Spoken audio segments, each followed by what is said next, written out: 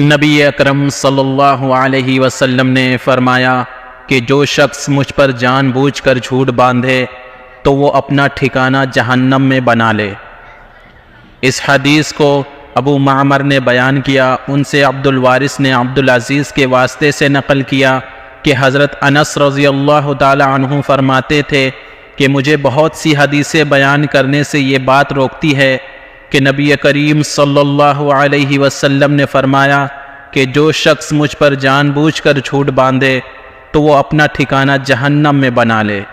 صحیح البخاری حدیث نمبر 108۔ اگر آپ ہمارے چینل پر نئے ہیں تو ضرور سبسکرائب کیجیے اور بیل آئیکن کو دبانا نہ بھولیں تاکہ آپ کو ہر حدیث نوٹیفیکیشن کے ساتھ ملتی رہے۔ اللہ اس کے چہرے کو روشن کرے جو حدیث سن کر آگے پہنچائے۔ السلام علیکم ورحمۃ اللہ وبرکاتہ۔